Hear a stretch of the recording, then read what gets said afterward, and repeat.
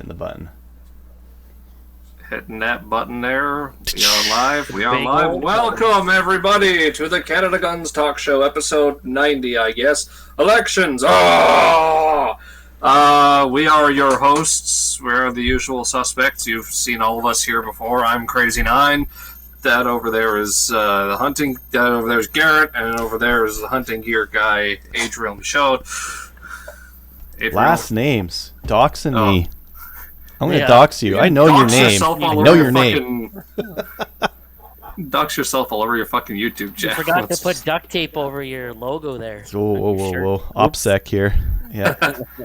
I'm in a... We're not doing cold. I'm in a dojo. Going to be blurred. I'm in a dojo. You guys don't know where I'm at. Okay, so the usual thing that starts off this show is Crover's not here yet. He might be here later. We don't know. He's presumed dead. We haven't heard from him in days. Yeah. And by days, I mean since last night.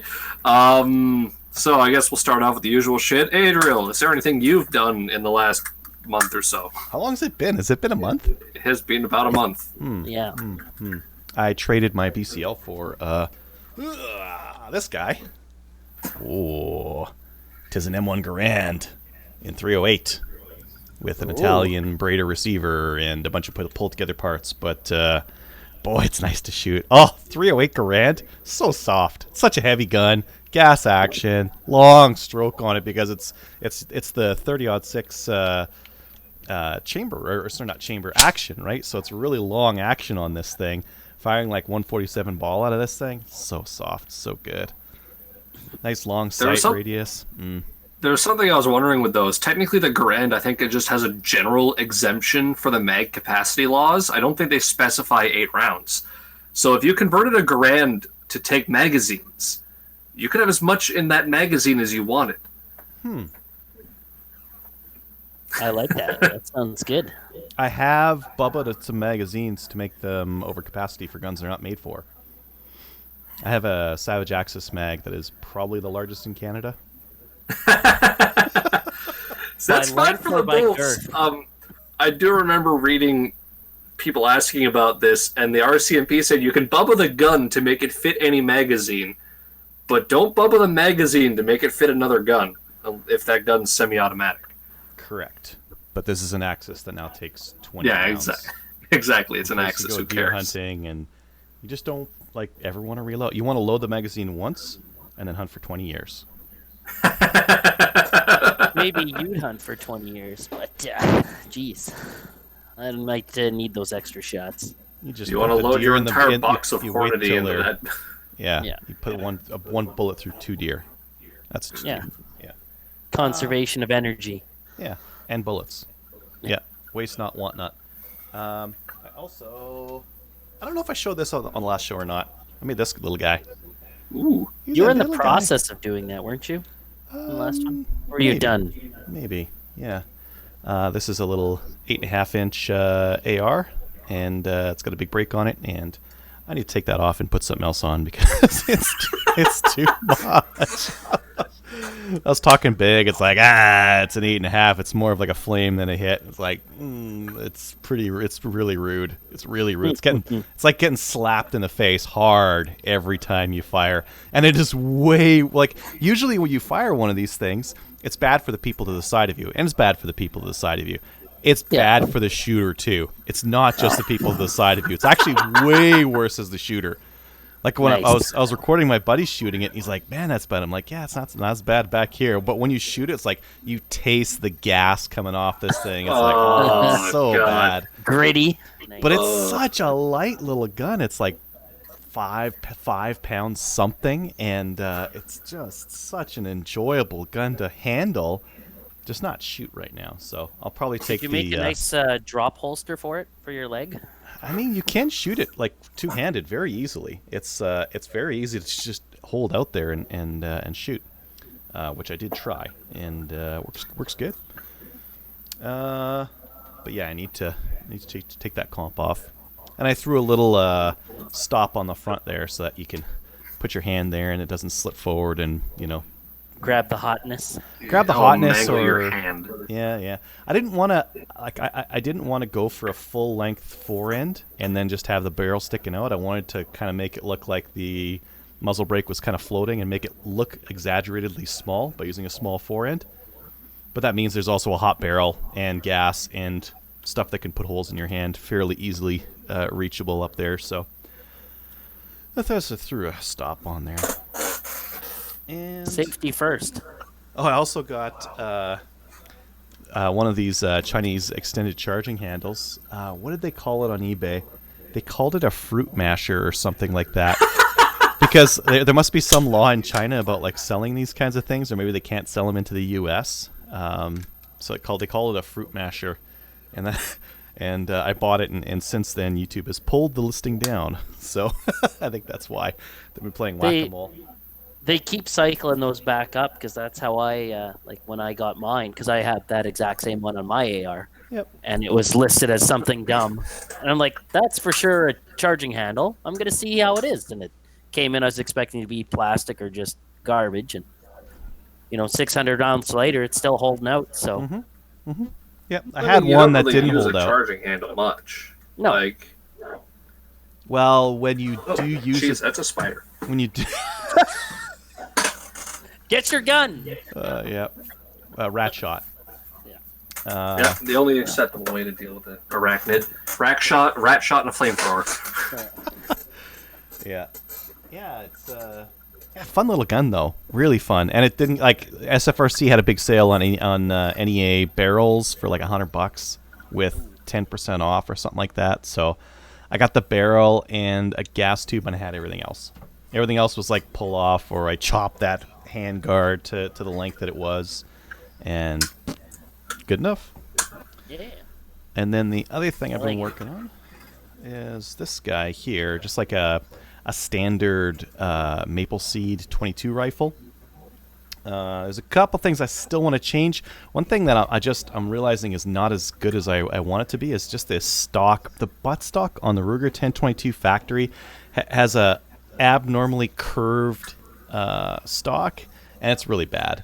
My shoulder wants to rest up here, and it's basically just like a pointy, crappy piece of plastic. So I think Reminds me of those Chiappa levers where they've got the exaggeratedly curved stock. Well, imagine that, but then like as soon as you throw a scope on, you need a higher eye relief, so you need to put something on top, and now you're now this is sitting lower down on you. It's not quite as high. You're messing all sorts of stuff up. I might actually put this thing on some lower rings and then chop the back here, because it was just binding on the bell at the magnifying ring on the back here. So I might just knock this this aluminum down a bit just to get it a little bit lower, because I can, and because the 1022 is really made for a really low eye line, sight line, maybe. I mean, like without the cheek piece on here and without the scope, like this blocks the rear sight. You have to have this scope thing, or the bases off to even use the iron sights, and it is set up for the iron sights, which is kind of silly in this day and age, I think. And then I added this. I made a couple of mods on it. One of the things was, this is empty by the way. One of the things was that this thing didn't drop free off by factory. They've got these what do you call them, like Allen heads on the front here, and that goes into a little dimple on the inside of the stock. And if fresh from the factory, there's such a tight fit, that Allen head into the cup, that when you release this rear, all you're doing is releasing this rear plunger on the back of the mag, and that cup will actually hold on to the Allen head, so the mag won't drop free. Long story short, so if you want them to drop free, you have to work over that Allen head just a bit to round it off so that they actually come out. I remember one batch of 1022s we got at the store I used to work at. They were so stiff in there, we could not get the mags out. We had to open the action and push the mag out from in the fucking action. It was real bad. Yeah, horrible. And then the other thing I did was I auto bolted it. So normally on a 1022, they've got this bolt hold open. So I will attempt to do this. I'll pull the charging handle back. There's the bolt held open, and if you pull the bolt back, it wouldn't do anything. It would just click. You'd have to actually wiggle this bolt release as you pull the charging handle back to get it to go forward. But if you auto bolt it, you can just pull it and let it go, and it works. And that's the way they should be from the factory. I don't know why they're still doing them like that. They should have stopped doing it like 10 years ago. They fixed that on the PCC. Yeah. The PCC works how it's supposed to. So it's thankfully it's a quick mod. Like you pull your Dremel out and go all bubble on it for about 5 minutes and you're good to go. But it'd be nice if it just did that. And then one other thing that I had a problem with was it would not feed at anything. Everything would jam up on the bottom of the chamber before it got in there. So I pulled the barrel out. I gave the chamber a touch of 2000 grit just to break the burr of the chamber. I put the barrel back in, and now it feeds just fine. So I had to turn it off and turn it on again. And that worked. Good quality control there. Yeah, this is like a maple seed style sling here that I've got in here that you can kind of quick adjust. That I've done some videos on and whatnot. So I am going to build a couple of those while we're on camera here, just as other people are doing stuff. But are you auctioning them off for fundraising? You're going to take videos of you making them in the bathtub and then sell them with a bottle of the water? With a bottle of the water? That's a fundraising idea, hey? Yeah. I don't know if my water... I mean, you definitely tell it's not like fake water, right? Like, yeah. There's the hair and it's not clear. I don't know if we'd raise much funds, but... Yeah. Maybe. You never know. Hey, we got to do it for the memes. I don't know if it'll be as popular as Gamer Girl bathwater, but you never know until you try. Yeah, hunting gear guy bathwater. Oh, after a long week of hunting. Yeah, and not bathing. Oh, I'm so dirty. Let me just scrub myself. Well, I mean, at least if we had any classy people watching, I'm sure they've gotten the flavor of the show so far. So yeah. When do you guys want to take the classiness up a notch? Well, if we're going up, I don't know if it should be me, but but you're up anyways. Yeah. Might as well throw her on over here. All right. Well, it's bird season, so after having my Versamax for a couple of years now, I finally decided to do the left-hand safety mod, which I should have probably done that right when I got it, because left-handed, that sucks, always having to reach around for it. But no, another shooting birds. Got elk hunting coming up next week to do too, so hopefully knock something down there. But nothing really major other than just going and shooting lots of rounds, missing. I find that the amount of rust that was there on the shotgun, not on the shotgun, I know it's Remington, but on my shooting was just, it took me 6 shots before I even lined up a bird this year. But you got to get the feel for it again. Awful. Well, I need to actually just go start shooting trap or something next year. They do it every Tuesday around here. I've always just been too lazy doing other things. So, but other than that, not really buying much, just shells and shooting. So, got another bird hunt this weekend. So, and I finally ordered stuff so I can use my shotgun press in the back there. I got one of those Pawn Nest Warren ones that I've had for a year and made 1 box of shells with, but finally loaded up. I've got enough hulls to actually make something and use it. But what are you gonna load up? I'm gonna load up. Who is it now? I think it's Winchester. Whatever started doing a snow goose load where they mix number 1s and number 2s in the same shell. So I was thinking about doing that with them because it's we have a little bit of trouble getting penetration with the number 2s a little bit later in the season. I find once they start to get a little bit more feathers on them as it gets colder, you can watch at about 40, 50 yards, you're watching pellets bounce off the Canadas in the air. So you can see them hitting, see them ruffle, and watch feathers fly, but they don't go down. So Do you get when you're any? Do you get any advantage with running like a? I have. That's the first I've heard of running a mixed pellet size load. Is that like a common thing with waterfowl? yeah, well, that's kind of what they do around here, just because like when you get the mix in at the very kind of tail end of the season, there's a lot of snow geese flying around with the Canadas. So you got the light little birds where the number twos will rip them up pretty good, but on a greater Canada, it's a 20-pound bird. Sometimes those number twos just aren't cutting it, but just that size up to the ones seems to be enough to just start knocking them down. But if you're using that bigger size, then you're just shredding up the snow geese, because the snow geese will come right in and get right close. So Yeah, I've seen a couple of those, I think, from Heavy Shot at some point. They were doing that, and they were also mixing in their, like, steel and not steel non-toxic. yeah, the bismuth or whatever. Yeah.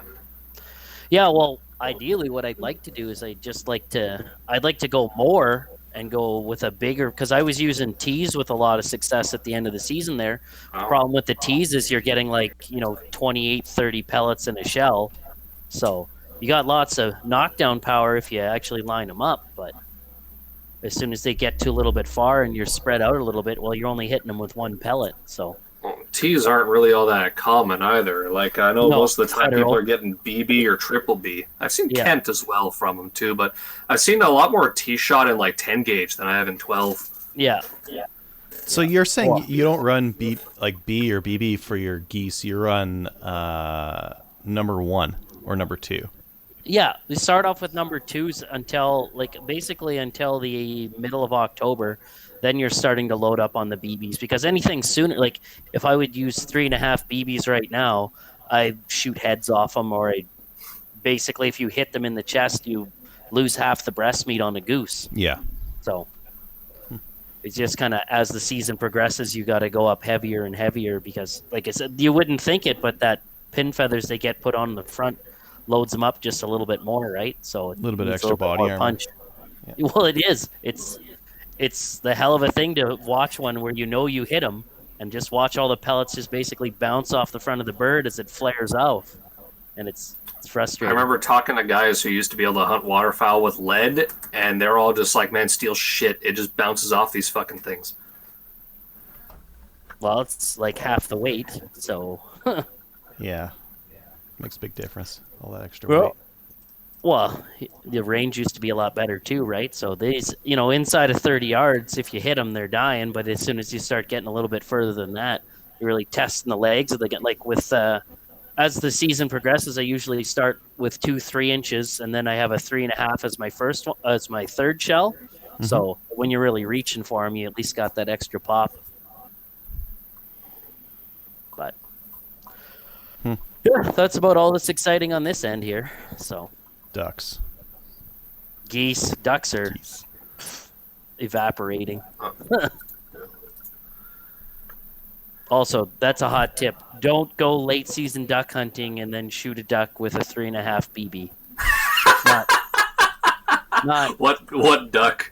yeah. There's a wing and 2 feet, and the rest of it was just barely hanging together. When I picked it up, everything fell off. So, well, they'll surprise you. You'd be shooting for geese, and well, if it flies, it dies. Well, that's kind of why, I don't know why a lot of people, and it must just be cultural, but for grouse, I've only ever shot them with 22s. I've never done grouse with shotguns, but I guess out east, that's how they're primarily doing it, is a side-by-side or something like that. They go out and they hammer their grouse with a, 7.5 or 8 number 8 shot. But I couldn't even imagine it, because I just shoot them in the head and I get a full breast every time. Yeah, no, people out here, sometimes they'll even buy a 410 just for grouse.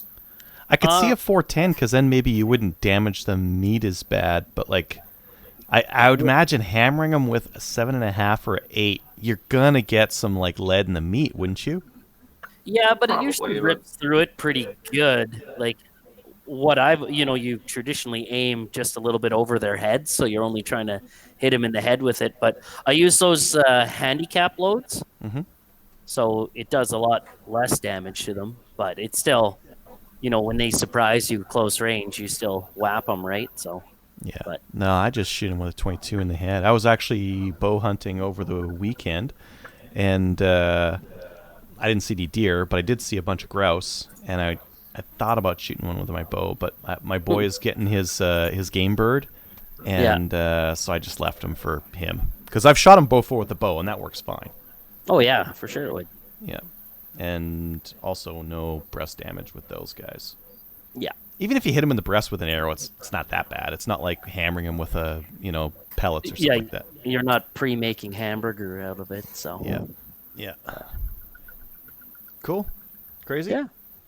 All right, I guess it's my turn. So, unfortunately, this last bit of time marked the end of an era.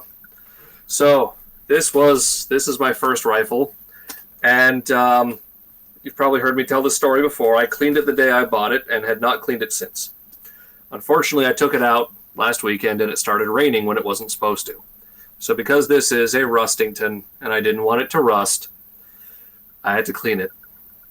So 8 years and probably 10,000 or more rounds, and this thing was still running fine. I was going to keep shooting it until it stopped working, but I didn't want it to rust, so I had to go and take it apart, and taking it apart's a bit of a bitch. So getting the stock off's pretty easy enough and whatever. The trigger guard comes out with just a couple of pins, but to get the bolt out, there's 2 little hex screws in the back here that hold guide rods in place that when you look in there, you can kind of see.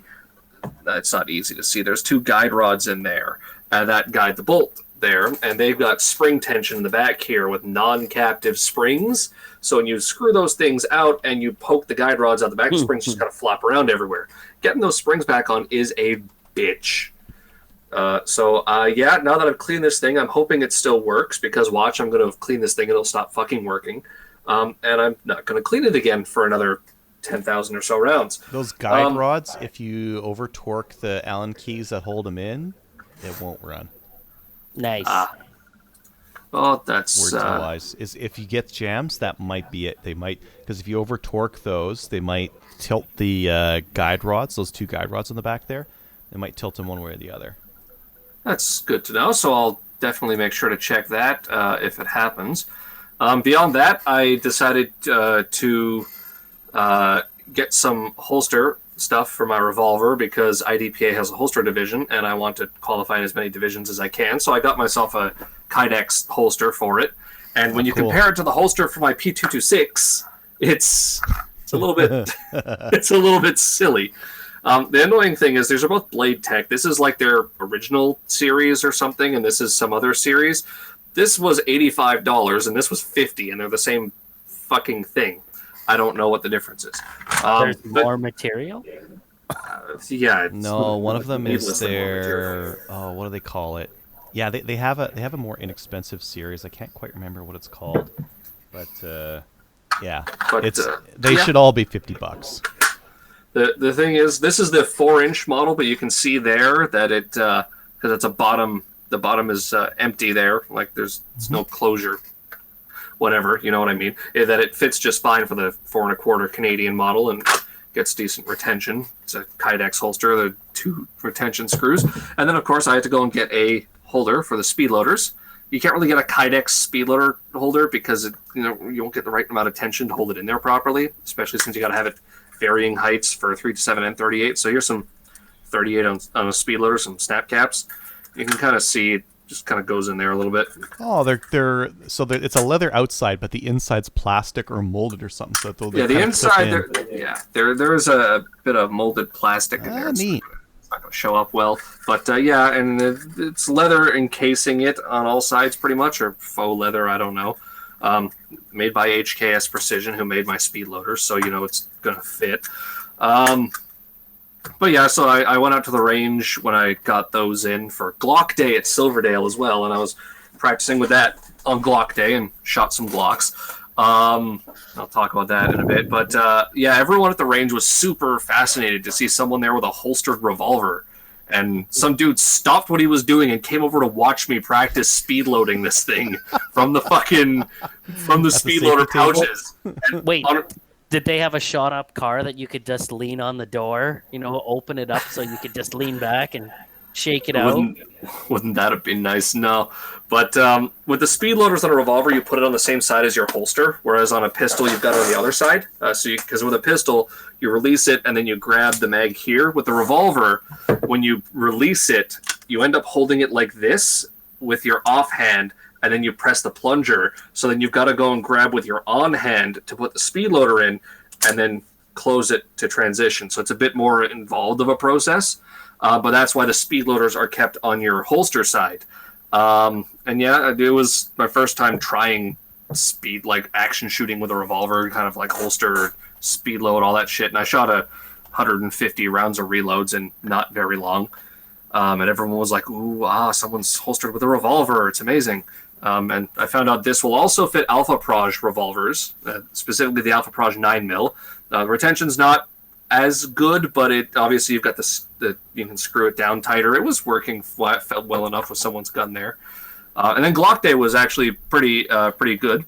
I had been interested when I heard about it, and members had 10 rounds free, and I just took a 20 and got to fire like 4 guns.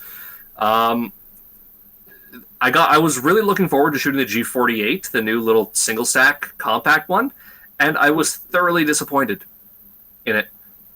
It was actually too small, so my finger was going too far over in the trigger guard, causing me to pull it left. It is the only gun that I had a shot miss the target with of the Glocks that I fired that day.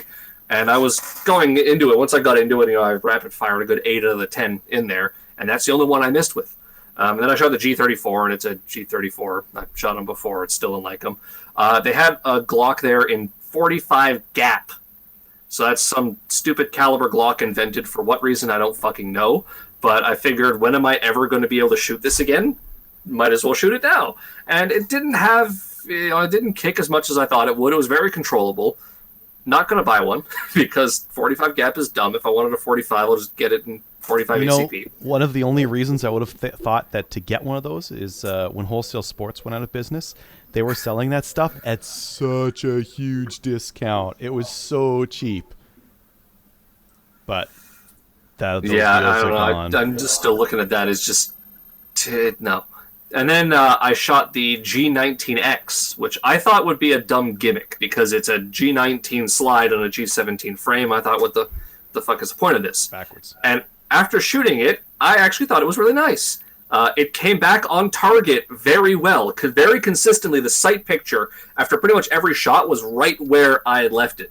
And so I was actually pretty impressed with that until I realized and learned at TACCOM that it only comes in Flat Dark Earth. Desert Tan, peanut butter. And I'm not a big fan of peanut butter guns. So, yeah, there was Spray that. paint, bro. Spray painted pink and like Tiffany blue. Yeah, do the Hello Kitty theme on it. Also on the revolver, Crover sent me this Packmeyer grip because he insists the Hogue grip I currently have on my Smith & Wesson is insufficient. I bought this because the wood grip I got is just for looks, and the one that this gun comes with is insufficient. But I think the Hogue grip's fine. He sent me a Packmeyer one that he bought for his gun, and his gun it's either a no-dash 686 or a -2 686, which is made in the 80s sometime. And it has what's called the square frame. So what it is the actual frame in the back here on his gun is wider at the bottom, whereas mine is narrower at the bottom, which they started doing, I think, with the -4s sometime in the 90s. So his grip does not fit my gun, despite it being the same gun, because of that slight difference in frame design. Now, you'd think normally, okay, whatever, it's wider in here, you just fit shims in there if it's too loose. The problem is, because that changes where, like, the bar is in there, the transfer bar that goes down the back of it, the screw hole on this lines up perfectly to whack the transfer bar in my gun, meaning I literally cannot fit this grip on this gun. So I have to send that back to Crover at some point, and he's trying to insist on going to his local gun store and purchasing me one that will fit my gun, just because he hates this Hogue grip so much and insists I should use this Packmeyer one. You should be spending that money on diapers, not on buying grips for hobos on the internet.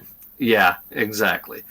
And then I went to TACCOM, which was interesting. I went mostly to look at red dots because I kind of want a red dot for my PC9, which I saw your review of it. Did you check out the Troy 102s and the Sterling 102s? I did not. I totally forgot that SFRC would have them there, so I didn't even really go to look, to be honest. I tried looking for a WK762 and they just didn't bring one.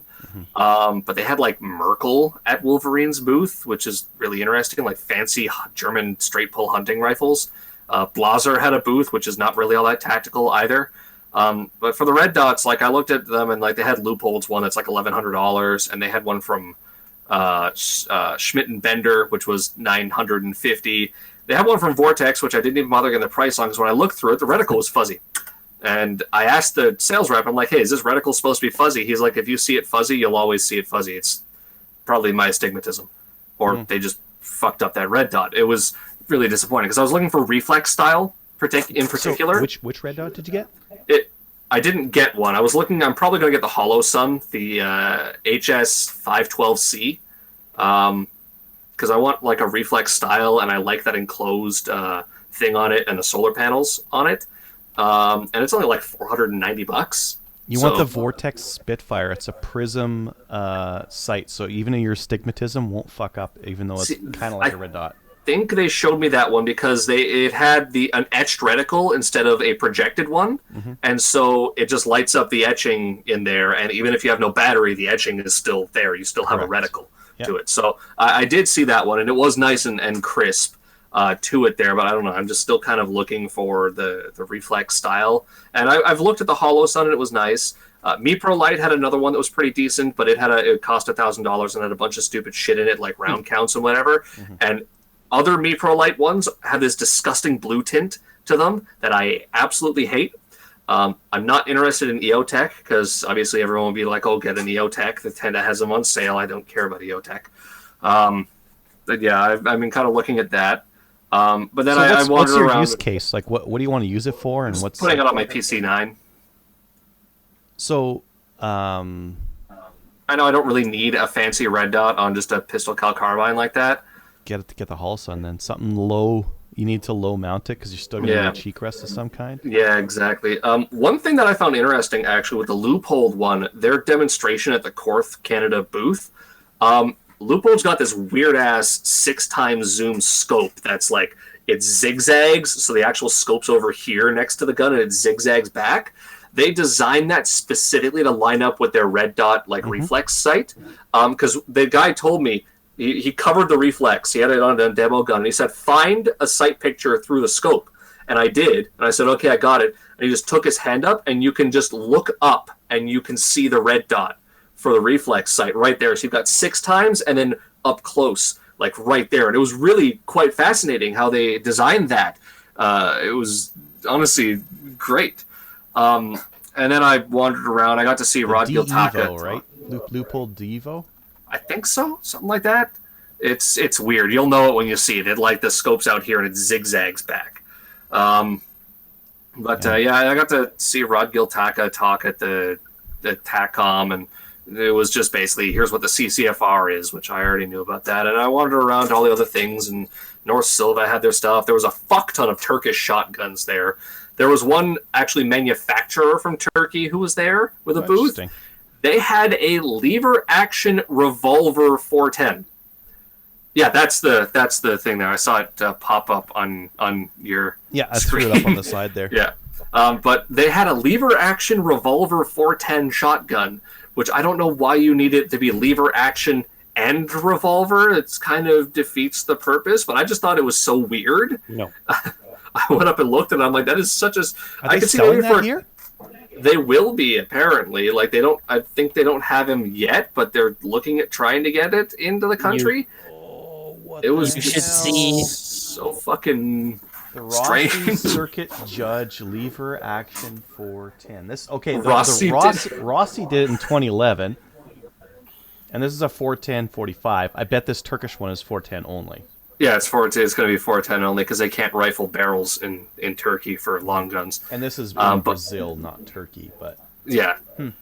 But it was weird. I could see it maybe for like a 12 gauge where you've got a longer thing there, just so that way, because otherwise you'd have to, like, there's debates as to whether a trigger pull will be enough to turn a 12 gauge cylinder, without some fancy fuckery. So maybe for something like that, I could see having the lever to turn the cylinder. But for a 410, you don't need it. You really don't need that really to cool, turn the though. cylinder. But yeah, it looked very like it caught my eye from a distance. I'm like, is that the fuck is that? And then Movie Armaments Group had a booth set up where you weren't allowed to touch anything, and so it was really evil because they have all these fucking nice machine guns on display, and they had a wall of AKs, old M16s, Uzis, MP40s, PPSH, the what the fuck was that machine pistol that Ian did a fucking video on?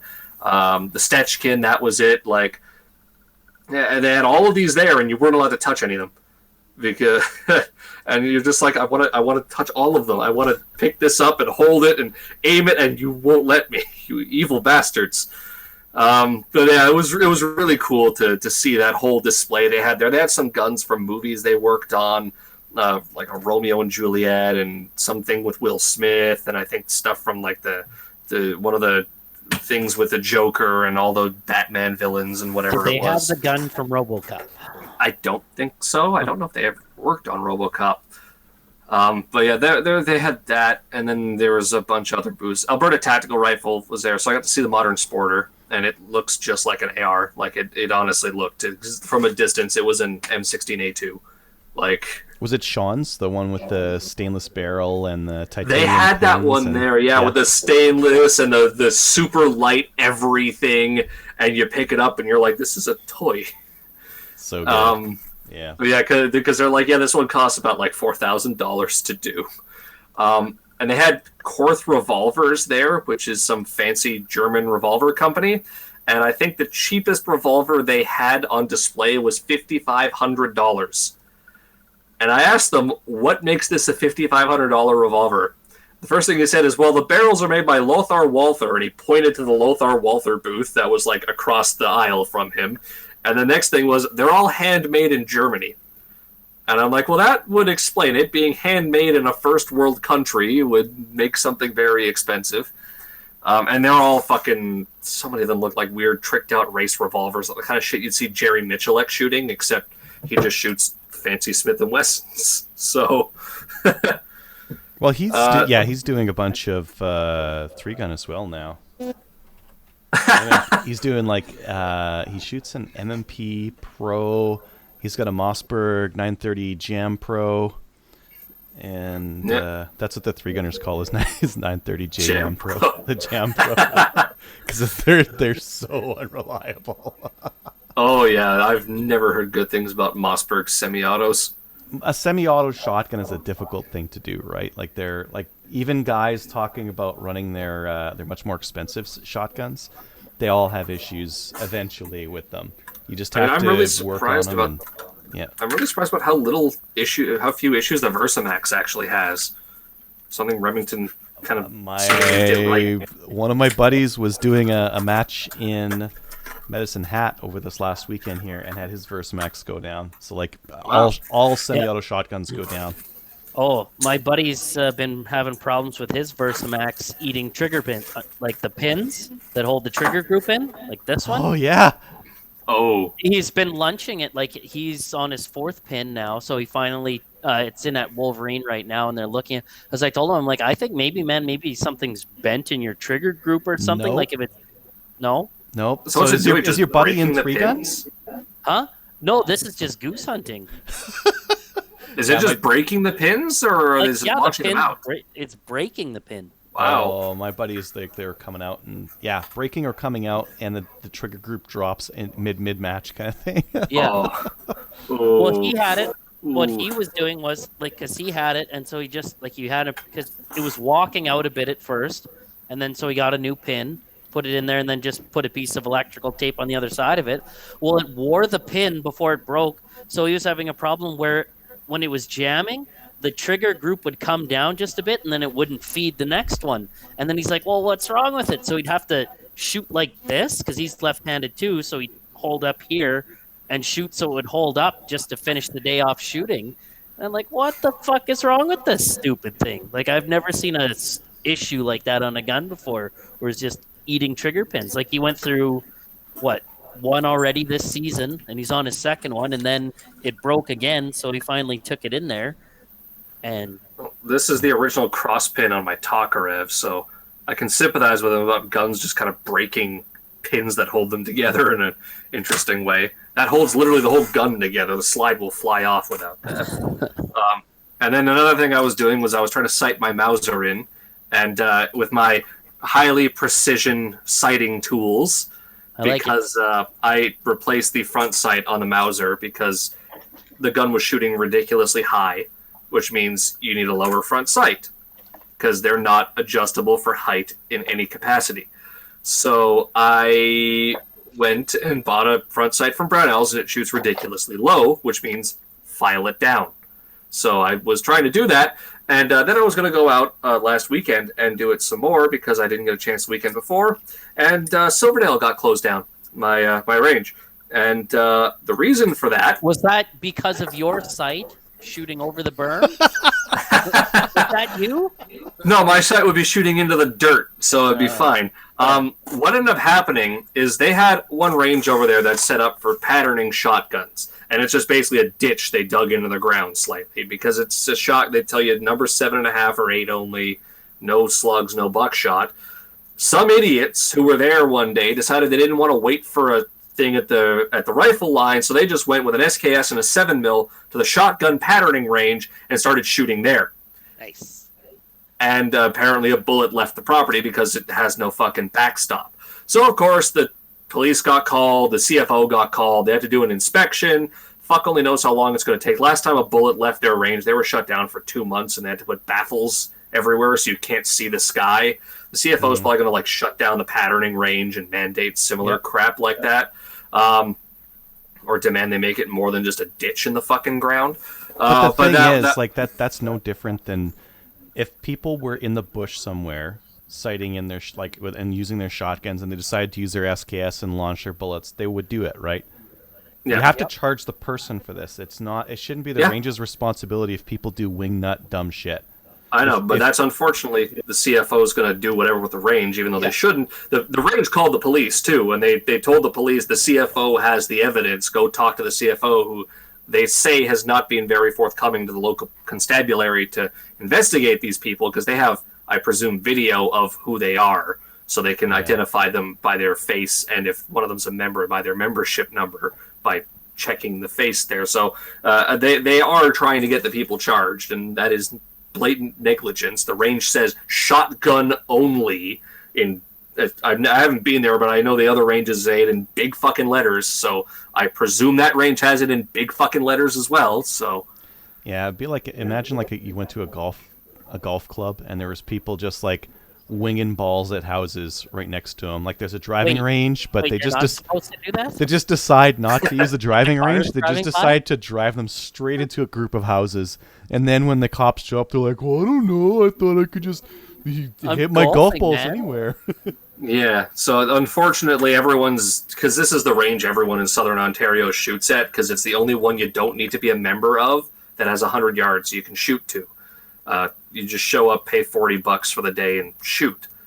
$20 on weekdays. But members get access to more ranges, and I'm a member there, so I have access to all the ranges and whatever, and get kind of pissed off when they're all busy on weekends sometimes. But yeah, so everyone's waiting for them to reopen. I'm bummed because I couldn't go finish sighting my Mauser in because it's getting closer. It's not quite there. It's still probably a good 6 inches low at 100. So I've got a fair bit to get to a range with steel at 100 or 200 and take your file and your gun and just go do your thing. I mean, the thing with that is I'm doing this so that I can put my steel up at 100 or 200 and ring it with the Mauser, practice with the irons with that, with a more reactive target. Yep. But I'm shooting it on paper just so that way I can get it. I take the paper and I put a big orange circle in the middle and aim at that orange circle so that I've got about a 3-inch target to aim at. As long as I get the shots in that 3-inch orange circle, I'm going to be okay, it's sighted. I'm not going to really expect to do much better than this with iron sights at 100, But it's just that's probably the most accurate iron sight gun I have. The Mosin's kind of shit, and the ammo is even shittier. So that Mauser, even with the surplus ammo, is way better with irons. And I've shot my Scorpion, my little 32 ACP Scorpion at 100, and it's not exactly the most accurate thing at that What kind distance. of accuracy you get out of that Ruger PCC? I could not do better than like 2 inches at 50 yards, and I'm like, man, I think I should do better than this, but I just couldn't get any better than that. See, the thing is, because I didn't really mount, I was debating taking this Nikon scope I have and putting it on there. I haven't bothered, but like I when I sighted in the iron sights, I did about 2 inches at 25, and I was like, okay, I have iron sights. This is as good as I'm really going to get with it. Well, I didn't really iron sights. You should be able to do a little bit like it's possible to do better. But I put a 6-24 scope on that thing, and I shot it at 50. 2 inches is the best I could get. Yeah. The other thing too is I've been shooting a lot of 147s out of it because it's just hilarious how quiet they are, but they drop like a fucking rock. So it makes it even harder because you're not sure where to aim to drop compensate. And then I really don't like that style of iron sight. I much prefer the notch and post because it's way easier to tell when you've got it properly lined up. With that kind of iron sight, with the Ruger, they've done it nicely where the wings kind of disappear into the edges there, but it's still hard to tell if you've got it exactly right for height there. Like, it's easy to tell left and right, but for height, it's more difficult. I used to agree with you. I used to really like the blade and notch, and when I tried peep sight, I didn't like him at all. But ever since getting into stuff that's like a super long sight radius, like an M14 or an M1 Garand, this is my favorite iron sight by far. See, the thing with that is the hole's a lot narrower. The hole's a lot smaller in that one compared to the Ruger. The Ruger's got a big, like, M16 200-yard style hole in it. Yeah. And with one like that, I could see it being a lot more accurate and a lot harder to fuck up with compared to one where it's a big-ass hole on the back there, and that's a lot harder to tell height there about where you are. Like, in just like the difference between here and here can be like 2 inches, 3 inches of drop. Because the Ruger also has a short sight radius. Like, this has a huge sight radius on it compared to the Ruger. Yeah, so that's one of the reasons I want a red dot on it too. Is I've shot with the irons. Yeah, I can hit the target at 100 with the iron sights, especially with the 124 grain because they're still going a fair bit faster compared to 147s. But I want that red dot, and that when I get that red dot, I'm expecting to be able to shoot it a lot more accurately. You'll still hit, like, if you're shooting at steel at 100, you'll still be able to hit it, like, very reliably once you've got your drop figured out. Oh yeah. It's just. Yeah, I thought it would be better than, like, I don't know. Maybe 2 inches is fine for a PCC. I don't know. Some of the reviews I saw online were saying 2 inches at 100 with some of them that were on there. But like, I look at a lot of reviews, and I was actually just reading one in a magazine. I'm not going to name the magazine or the writer, but they were showing groups from a Ruger 1022. They used only the shittiest ammo, and they were claiming groups of like 1 inch to 1.5 inches at 50. Now. Okay, yeah, I mean, a Ruger 1022 can do 1 inch to 1.5 inches at 50. It can do a lot better than that, too, though. Just put better ammo in it. Like, yeah. Anyways, I could do 1 inch easy with my Remington with shit ammo. Yes. And a 1/2 inch is exceptional. And I think there are fewer rifles out there that'll do that consistently. Like, with a 5-shot, 5 groups. You're not going to get 1/2 inch. You're going to get a 1/2 inch to 1 inch with most rifles out there. Inch plus if it's like crap ammo. But like with good ammo, 1 inch, maybe a little bit less, kind of a thing. Anyways, suffice to say, I've seen enough reviews recently that like are really far away from my personal experience where I don't think that a lot of these writers really know what they're doing. Yeah, I mean, I question a bit too when I got that gun, but either way, the thing with the Remington was fun going out that day. Like, we started off at 25 yards at the one range I went to, and then worked our way back on the rifle range. So I'm just like, I've got part of a box of 22 left, maybe 200 rounds in here. I've got a gun with I load the mags at 25 instead of 30 because they're a little bit finicky when you load them all the way. So I just loaded the mags up, put them on the fucking rest I had, and just dumped mags at the target. And I like. Most of those 200 rounds until I stood up and started shooting were within like 1.5 inches to 2 inches of each other. Me just sitting there and literally pulling the trigger as absolutely fast as I could. Yeah, exactly. It's so much fun. It's so much fun to do that. Well, that's where I really like having club steel at ranges. Like, our range has club steel at 50, 100, 200, 300, 500, 800. And it just makes it like real fun for. It's not challenging for 22s at all. because at 50, like a 4-inch plate is too boring to shoot. But it's nice for new shooters, or if you're just testing. If you're testing It's reliability, satisfying anyways. Yeah, I mean that's You get when I someone was brand new out there, them just banging, making noise, firing away. That puts a smile on everybody's face, right? when I was doing my revolver and testing, basically practicing the reloads and all that. I just went to the steel that Silverdale had there. They had a couple of steel. They have a couple of steel gongs that they put up at the 10-yard range. I just went over that, and yeah, there was. I really should have been doing more accurately than I was. Like I'd miss sometimes half the time, which was really bad. But I was mostly going for the practicing of reloading it rather than practicing being accurate with it, just to get used to that motion. that's cool that they got it at 10 yards. Like we don't have those at 10 yards. We've got ours are at 50. Yeah, Silverdale's got that, and they got a bunker at 10. The problem is you're not allowed to shoot rimfire on steel at all at Silverdale. Why?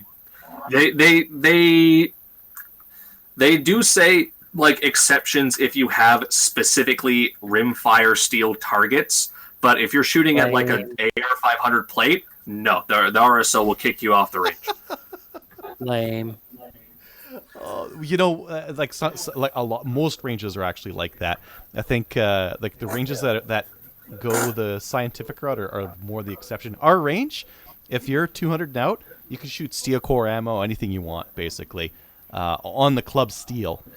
Jeez. At our 100, you can shoot rifles. At our 50, pistols, no rifles, but pistol carbines. It's basically like don't damage the steel, right? It all makes sense, and that is exceptional for ranges. Most ranges aren't like that. Yeah, Really? Silverdale One doesn't here in let you shoot Brandon 50 with a pistol. is like they've got steel at 50, 8, and 25. That's for rimfire or handguns. Yeah. And then steel, you can shoot whatever at 100 yards, 200 yards they've got set up. And yeah, you don't. Anything You can you shoot steel core surplus, whatever. There's no one there ever, and there's no. You sign in, and there's a camera that sees you. But other than that, it's do whatever you want. That's ranges in the middle of nowhere privilege. It's not that in you've the got middle there. of nowhere. It's in Brandon. What's the population in Brandon here? There, how many million people? Well, it's not a million people. I can tell you that much. How many dozen people? You mean when I pay $60 a year for a membership? That's cheap. Oh, you bastard! I pay $300 a year, and that's actually legitimately one of the cheapest in Southern Ontario. I get upset when there's someone else at the range when I'm there on the weekend. It's mad. But Silverdale, they only got club steel at 10, and people keep shooting it with something stupid and knocking it down. That's what I was going to say. Like I was going to mention, chain. like 10 yards. Like, are people shooting it at with like, I don't know, rifles? And... No. They've banned rifles on that range altogether. You used to be able to. You can shoot pistol cal carbines, but you can't shoot actual ass rifles anymore. You used to be able to, but you can't anymore. You have to go to the 25 for that. But they've got bunkers as well if you're to bring your own steel at the 10. I think one of the 50-yard ranges, the 100-meter metric range, and the 200-yard range. And I presume if they finally get their 300-yard range up, that they'll probably have a bunker at 300 as well. But you got to bring your own steel for the bunkers, so that's why I've got the plate somewhere around here. I don't know.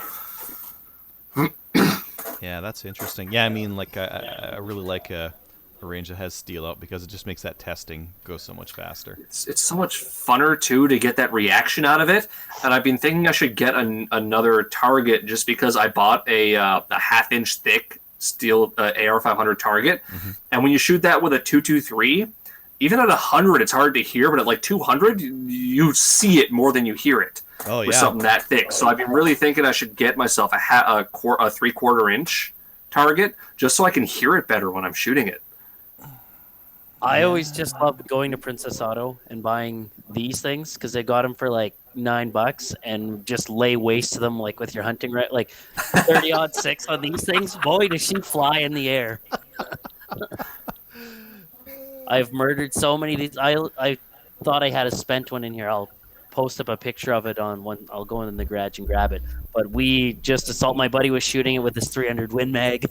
I bet those bullets aren't even expanding; they're just zipping right through. Yeah. Oh, there's whole Oh, like yeah. you'll see like where's this blowing chunks off it. But the one time when he shot at it was about at 150 yards. I bet you it went about 30 feet up in the air when he hit it. Just putting him like, okay, quick, shoot it while it's in the air. That's Yeah, that's what we can do at my range. So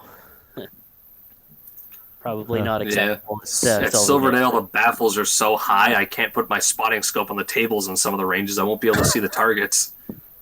The RSO actually came over and said, "Oh, I flipped the thing sideways so that the mount is like facing sideways and the scope mounts like off the bipod this way, just so you can see under the baffles." And I'm like, fucking CFO and his stupid rules. I still remember going there back when they had no baffles. You could stand up and shoot from the hip if you were dumb enough. Yep. That's why they CFO managed the baffles. Either way, so the topic of this is supposed to be about the elections. Basically, vote conservative or you're fucked. Yep.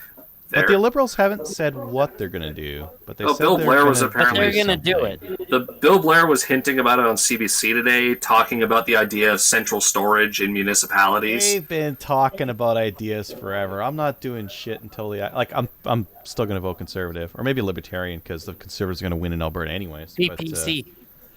No, too extreme. But so the Greens have straight up said they would buy back all handguns and semi-automatics. So that's something that we don't have to worry about the Greens winning, but we do have to worry about a minority situation where the Greens have the power to be a kingmaker in legislation. They could demand concessions on gun control. Can do that? 2 seats can do that? And they're expected to win about 5. So it depends on how close to the thing they are. Start and also shutting your diesels down now and turning off your lights, man. We're going back to whale oil here. So you've got them, and you've got the NDPs who are going to win all of like 15 seats as well. But both of them support a handgun ban. The Greens have said they want complete buyback. The NDPs have said they want to ban them in cities. So when you look at both of these parties, they have the potential to basically tell whoever's in charge, look, you give us something on gun control here, and we'll vote for your budget or something like that. Or just if the Liberals put in a clean enough bill, they might vote in support of it. If they put in a clean enough bill on, let's allow the municipalities to just willy-nilly ban whatever bullshit they want to for whatever trumped-up reason they want to. Crazy, you're fucked because Toronto will for sure ban handguns and assault weapons, all box-fed semi-auto rifles. And, they're going the fun thing with something like that is there's going to be a lawsuit that they're going to lose if that legislation gets introduced, because as far as I'm aware, constitutionally, you can't have the criminal code apply unequally across the country. They could apply a bylaw unequally across the country. They're not they allowed can apply a bylaw. Right The thing with this is they're talking about a criminal action, banning the ownership of these in cities, which is a criminal action. If they could enact a bylaw, they would already enact that bylaw, and they can't. So that's the thing, is it would be... They totally could enact the bylaw, but it's political suicide right now. No, not in Toronto. They'd enact that bylaw if they could. Yeah, and believe me, David Miller would have in 2005, and they literally can't. It would. So the thing with that is it would be fought in the Supreme Court, up to the Supreme Court. And as far as I'm aware, they would lose because they can't apply that inequally. It has to be an all or nothing. I think, I agree with you. I would hope that that's the way it would go in the court. But look at the states. They have a constitutionally protected right to firearms. But look at how some of the states and how some of the cities apply that right. It's all over the board. The thing with that, though, is America's different than us because they allow criminal justice delegation down to lower levels. Mm-hmm. We do not. Criminal law is the sole purview of the federal government in Canada. Whereas in America, even down to the municipal level where they're technically a county can enact its own criminal legislation. The state can enact its own criminal legislation. That's something that the provinces don't have the right to do here. Constitution. As far as the problem with that is the Supreme Court in America has been pussyfooting around hearing any gun rights bills or any gun rights challenges, they're not gonna be able to dodge it forever. Especially now that it's a Republican biased Supreme Court, there might be more drive to go and hear the next assault weapons ban case that makes it up to the Supreme Court and actually strike it down, like they're supposed to. Yeah. And that'll shut fuck asses like Beto O'Rourke the fuck up, trying to confiscate everyone's fucking guns. So I think just to summarize what you're saying here, Risk One, NDP, Greens, and Liberals all band together and ban. What are they going to ban here? What's likely or what's been talked about so far? So the Liberals have talked about assault weapons, specific assault weapons, which is any box-fed semi-automatic, pretty much. They've also talked about allowing municipalities to ban handguns. As I said, debatably constitutional, but they'll enact the legislation and we'll suffer while we wait for it to be challenged. The Greens have outright said they want all semi-autos and all handguns banned. So they're going to go further than either England or Australia has, because England you can still get semi-auto shotguns and 22s, and Australia you can still get handguns. So we're going to take the worst of both of those and throw it together under the Greens. So that's basically your risk here. You probably need like 3 licenses to get those in the UK, though. You need like your gun license, your ammo license, your shooting license, and probably like a travel permit or something, right? To shit on the humor of the UK's absurd licensing, there are 2 separate forms of gun license similar to here. There's the shotgun license and the rifle license.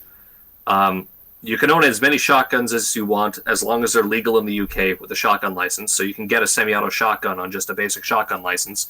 The rifle license, you're only allowed a maximum of 5 rifles. And the only semi-auto rifles you can get are 22s. So if you've ever seen videos of UK doing 3-gun, their ARs are 22, and their pistols are a 22 caliber 1911 with a barrel that's about 16 inches long and this thing that sticks out the back of it because it meets the minimum length requirements to be a rifle under UK if you law. Want to talk about like real weird, perverted-looking 3-gun, like Canada's up there. Our mag changes are ridiculous. Like in the US, they have a pretty tight belt. They'll have like an extra AR mag and a couple of extra pistol mags. But like my 3-gun belt has 4 pistol mags and 3 rifle mags on it because I need them just to do like a small course. I know. Oh, that's the thing with that though but our guns don't have to look too stupid. You can get a standard ass AR-15. Like if you're trying to do a 3-gun in New York or California, they'd have just as bad with the mag laws, but the guns would look way dumber. Yes, way dumber. Our shotguns aren't quite the same. They're a little bit more limited because they don't have a limit on semi-auto shotguns, and are like just overall. Canadians are very good at changing magazines because we have to change a lot of them. Yeah, but that's basically where we're running the risk here. Is like. And with all the hunters who fud around and go, oh, no, they're not going to ban whatever. Yeah, there are parties who have said they want to ban your duck hunting shotgun, too. So that's the risk here if you don't vote conservative. And the problem with this is some of the ridings are tight enough that 2 to 3% the PPC is polling is enough to cost the Conservatives a seat and give it back to the Liberals. And when you look at polling projection right now, the Conservatives and Liberals are relatively tied in terms of popular vote. Sometimes one's ahead or the other. But the Liberals are way ahead on seat count. The Liberals have about 20 seats on the Conservatives. They're still, according to CBC, polling in strong minority territory, but minority nonetheless. But with a probability of getting majority because the distribution of the Liberals is in more seat-populous areas like Ontario and Quebec, whereas the Conservatives have Alberta, Saskatchewan, and Manitoba like on lockdown. Yeah. Like the Liberals are losing every seat in the West except BC. Pretty much. There wasn't even a Liberal person running in our riding until yet. Exactly. So that's the thing is like the Liberals are losing the West completely. And when they do, this is going to breed a kind of Western separatism we haven't seen since Pierre Trudeau. We're going to build the wall and Ontario's going to pay for it. We are literally mirroring Pierre Trudeau's like alienation of the West from the 70s and 80s with his son. And it's going to be even worse than that. Like, Reform started as an Alberta separatist party because of Pierre Trudeau's national energy plan. We're going to see that again. We're going to see strong Western separatism if Trudeau wins this election again. and it might end up being enough this time that they leave. I mean, the story works until you get to Vancouver, and then all of a sudden it's like opposite. Yeah. Like Alberta and Saskatchewan and Manitoba are all pretty redneck. Edmonton specifically is not, but the rest of it's all fairly redneck and fairly conservative. And there has been a resurgence of the of that kind of talk in the last few years here. Yeah. Yeah. Just so because that's because the rest of the country seems to. I don't want to go on a political rant about that stuff that's not guns, but Quebec is like blocking oil and using it and using the taxes from it. It's like, oh man, we're supposed to get social license for this stuff, and the same thing goes for the guns, right? I mean, we have all these licenses and all these restrictions, and the Canadian gun owners are like, yay, okay, licensing, great idea. Now crazy people can't get guns. Okay, RCMP, do your thing. And if they don't do their thing, crazy people get guns, and all of a sudden it's like, oh, now we're going to ban more stuff. It's like, no, do your job. Do the thing where you enforce the laws. Hey, how many references do you guys call? Do you guys keep stats on that? I bet it's not very good, because I talk to a lot of people. Their references never get called. You guys aren't doing like basic investigation on this kind of stuff. Is it because it's low risk? Is it because you have something better to do? It's because you're too busy taking calls now because I want to transfer my non-restricted rifles, and now you have to take a phone call for all of those. So that hasn't apparently been implemented yet, despite the law passing, which is the interesting thing, is that if the Conservatives win the election, Bill C-71 basically never gets implemented. Yeah, because they can't implement it until after the election. So if the Conservatives win, they just won't, and then they'll repeal it formally, and it will cease to have existed. I hope that's not all they do. I hope that's not where they stop, because they really need to reform the classification so that they make sense. The Conservatives have already had this come up as a policy at they've adopted in the policy convention. They've adopted that a doesn't pledge. mean that it goes to a platform or goes to something that they're actually going to do. That just means that they met with a bunch of people and they said, okay, we're all conservatives, okay, we want to reform this thing and make it make sense. And everyone's like, yeah, that makes sense. But it doesn't mean it actually gets in as a platform piece. Yeah, and of course, it's not going to happen in a minority government situation either. The Conservatives aren't going to be able to touch much on gun control in minority. They had a majority for 8 years. They could have put in something that made sense, and they fucking didn't. They're just as lazy and corrupt as the rest of these guys. Wasn't a campaign issue. Why make waves when you don't have to? Yeah, just drink milk and forget about it. Yeah. Fucking milk drinkers. But that's basically the gist of this. Is even though the Conservatives are kind of shit and Andrew Scheer's got no personality, if you don't vote for the Conservatives, you lose your guns. That's basically the risk we have here. Fear mongering, bro. Well, I mean, like they're not lose your gun. Well, maybe lose your guns. It depends on what kind of guns you have. If you have handguns or assault weapons, you might get a fancy new prohib license that makes you lose some rights, makes you lose some privileges. Maybe you can't. They're going to try going full buyback on at least the assault weapons. They'll go for a buyback. With the handguns, they probably won't. I don't think it's realistic. How can they buy back something they didn't sell? Exactly, that's the thing. How can they buy back? They're going to go for an extortion. Realistically, that's what this is. It's extortion. There's too many. Never mind non-restricted. There's too many box-fed semi-auto rifles in Canada to successfully do a buyback without it costing a fortune. So it'll either be a grandfather.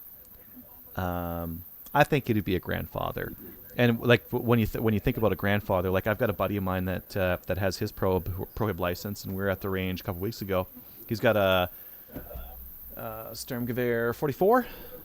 Can't take it to the range or do anything with it. He's like, it's in fantastic condition. I'd love to get out and shoot it. Can't take it to the range. Can't shoot it. Can't do nothing with it. And you think about it, that's the way it'll happen with us. We'll all be sitting here with our handguns, and we'll get a class 12, whatever their number they're on now, and we'll get this fancy new license, and we'll be in the privileged group, but they'll like eat away at the abilities to even use that thing until the point where it just sits in the safe and you can't do anything with it and it's worthless. I mean, the thing with it, though, is Bill Blair has talked about a buyback.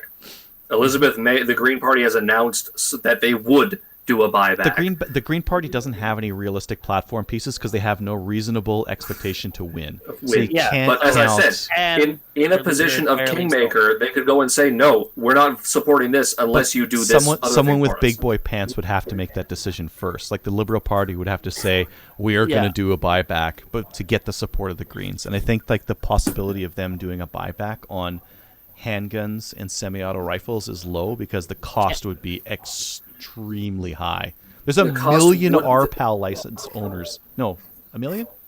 250,000 RPALs. 250,000 RPALs in Canada. That's a lot of handguns. A lot of handguns. There's a million handguns. in Canada. Yeah, there we go.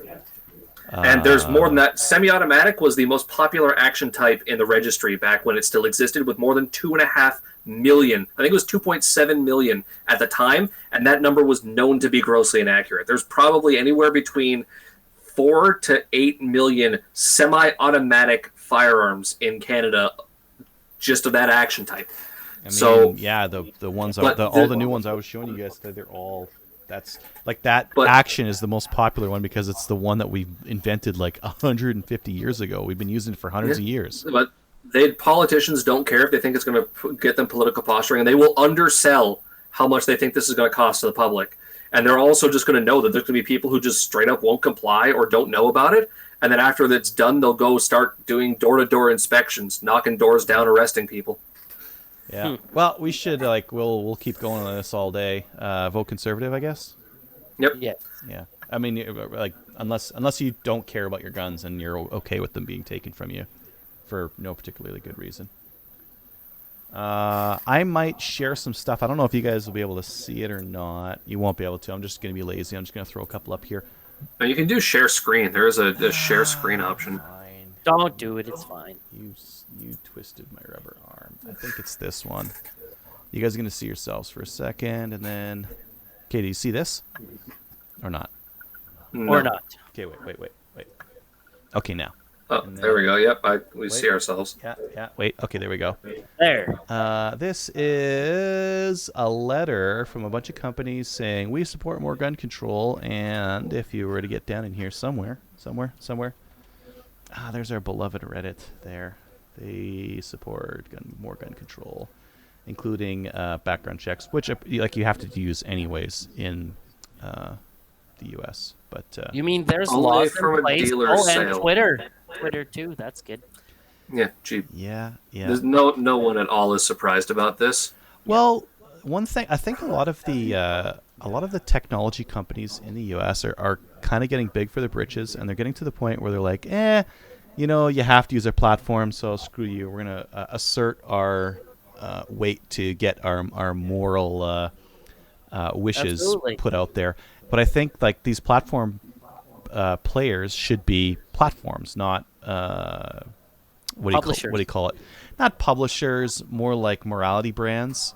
Like like when I think about Reddit or like Uber, like do I think Uber's a morality brand? Not really. Like Uber is like kill the taxis because taxis suck. I don't care about your morality. I don't want to be paying for that. Yep. But apparently they do. They think that's cool. Anyways. Yep. I mean, when you like shit like that, beyond me, it's not surprising, and no one who's been listening to these people is surprised. Like there was one point years ago, Reddit authorized the use of their logo on an AR-15. This is from that 3 Gun Memes group. But So Reddit good. authorized the use of their logo on an AR-15, and it's currently what I don't know if Our Guns still has it, but Our Guns used to have that as their logo until the Reddit admins one day came in and said, "Take that down." So what they did is they just censored it by putting a big Reddit logo over the AR-15 there. Yeah. And when you ask them about it, you're like, yeah, Reddit allowed us to make it run a 25 or so AR-15s with their logo on it, and now they regret the fact that they did that because they're all stupid anti-gun bullshit now. So, Yep. I remember when Reddit used to be cool. Just kidding. It's toast now, man. It is so toast. It's beyond toast. It's been beyond frustrating around the American and Canadian elections when there's no reasonable discourse. I understand if Reddit is a little bit left or very left. That's fine. That's fine. Yep. Reasonable discourse would be cool, but it is not reasonable. It is. No, a lot of people are pitchforks and torches. Yeah. I think a lot of people are really mad that about the possibility that that Trump might win or that the Conservatives might win, and they're taking it out on the discourse and posts on Reddit, and it's frustrating. And the thing that I found hilarious is how much our Canada was shitting all over Trudeau until the election red dropped, and so all of a sudden Trudeau's great and Andrew Scheer is terrible. Andrew Scheer is terrible. Yeah, our Canada's still kind of balanced compared to some of the other ones. Like if you go to Canada politics, and compared to last election. Oh yeah, Canada politics. Canada politics is a cesspool of weirdness, and a lot of them are really. Anyways, we're way off the topic here. Last election, our Canada was straight up banning conservative. Anything that promoted the Conservatives would get deleted. The person would get banned. And there was literally things in there calling Stephen Harper Hitler. Gee, that hasn't changed at all. And asking, well, how could anyone in Canada possibly in their right mind ever vote Conservative? Yeah. In a obviously a rhetorical answer, just so that the thread could be full of, oh, everyone who votes Conservative is retarded, and they're all stupid, Nazis. And they're all uneducated hicks. Yeah. Well, they got the uneducated hicks part right. Hey, I'm a very educated hick. Whoa. I have a piece of paper from some thing that I paid far too much money for to tell me that I have an education. So that doesn't fucking get me anything. Cool. Do you want to go to top posts? What do you I guess. You want to do this part? You know what was a great series of posts that didn't really get the recognition it deserved? Mag releases. Specifically of the WK-180C kind and ambidextrous. Yeah, ambidextrous Chinese mag releases. So, where's share screen? I want to... Which, in case anyone didn't see, here's one more. I got another one. Wait. Just in case. Oh. Yeah. How much were they? These? Yeah. $12.95. Oh, can you send me a link? Yes. Thank you. Top posts of, I guess I'll go for the month here. 3 days with our pal is a top one of just some dude with his feet and hardwood. And if you're wondering why it's downvoted, it's because I categorically downvote anything that I see someone's feet in. Stop this shit. It's not funny. That's because you're a secret foot fetishist. Thing here of Mose and the Gant from, I presume, Urban Dictionary. Read it on your own time. Quebec government need to register your guns. Quebec people, no. Quebec registry is apparently at like 25% compliance. Oh, the New Zealand one's way less than that. Oh yeah, the New Zealand's a buyback too. So, roses are red. I work at a distillery. No background checks for medieval artillery. I found this one mildly amusing. This dude bought a Marlin in 30-30. Cool. Or is that a Winchester? That's a Winchester. Who cares? It's a 30-30. Yeah. RCMP guitar, assault guitar. Hooray! Shit post. Yeah. I like that one. That was good. First revolver. You downvote that creativity. Look, this guy put his feet in one sock. That's creative. Yeah. Yes. Come on, man. You're worse Here's the than Nintendo Hitler. Blaster. There was none of the Cerakote places at TACCOM had one of these, and I was disappointed. I asked about doing one of those. Then there's a Lose Gun Lake. For those of you wondering, that is a capital I, unfortunately. This dude who was Al Harding is apparently like the number one shooter of like the Olympic style ISSN. Yeah, rapid fire. 25. Yep. Rapid fire. He is Canada's number one, and I think he's going to be going to the Olympics if the Olympics still has them. There are 4 times as many PAL holders in Canada as are registered hockey players.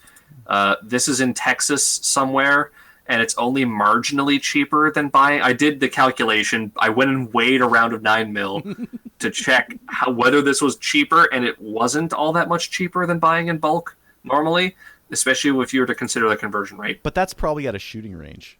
That is at a shooting range, but like I don't think you have to use that at their range. But that's like if you're like, oh man, I just need a little bit more 9 mil. Go buy a couple pounds of it. Just go put your coins in, right? Yep. Almost 19,000 people attended TACCOM and no one was killed. Boo. There's so many police. There was like a ridiculous amount of police. It was hilarious. Canada's version of Rosie the Riveter, apparently. Veronica Foster making Bren guns. I think her name was Sweet. Sweet cheeks. Ronnie the Bren gun girl. It says right in there. Yeah, this would have been at the English factory, if I'm not mistaken. Not Ronnie, Brawny. She's Brawny the Brent girl. Got to get that alliteration in there. But yeah, I think this would have been at Inglis. I think Inglis was making the Brens, and Long Branch made the Stens. Someone's first gun. Cool. Whoop-de-doo. Some other single shot. Com block versus capitalism. Except we can't own an AK and a Makarov, to be more accurate, and they haven't imported the Bicals in a while. They should have put a Glock there instead of that Beretta. I mean, they were trying to go for the whole America M9, whatever. Just came to Canada, the GSG 16s. These things are so cool. And once I heard about the 110 round drum, I almost bought one. And I would have bought one if it had a fixed MP5 style stock on it instead of this collapsing thing. If it was a fixed stock. Did you see on CGN there, a guy put an airsoft adjustable one on the back, which means that the airsoft fixed one should go on. Ooh. Good lag test. What the fuck? Hey, I don't know. There's that. Mark 18. Someone bought these classic old fucking guns from the Saskatoon Gun Show. That top one, I think it's probably a reproduction of a Sharps rifle, if I were to guess, with a reproduction. I can't tell if that one's a scope or if that's just for lining up the irons. And then this one is, it's a Winchester. It was designed by Browning. I don't remember, but it's a takedown. Yep, old trench gun is what these became. And it's a takedown that actually separates right there and the whole front comes off. So it's pretty cool. Someone built a C7 and a C8. Have you seen ATRS and both ATRS and Maccabee are now offering like a whole bunch of different builds of their non-restricted ARs. One of them, I think, Maccabee's doing a Demaco C8, where they use like Demaco parts on their Maccabee receiver to basically give you like an AR-15 but non-restricted. And ATRS is doing the same thing. Whole bunch of different varieties. Yeah, I've seen the ATRS one. Like I said, it looked just like basically an A2 M16, pretty much. Yep. Apparently, you can indeed bicycle to the range if you are close enough to do so. This is, I think, in Ottawa, Eastern Ontario, shooting whatever. That's an assault I know bike. Tracy Wilson shoots there a lot. I see things about them going and bringing politicians there. 45 Canadian Long Branch in very nice condition. Cool. Adriel, I sent you a link to that thing. They jacked the price $6, those bastards. And raptor hunting with Dead Sky Customs. And that's pretty much that. Stop screen share. That was the top posts for the month. And yeah, there's that. So,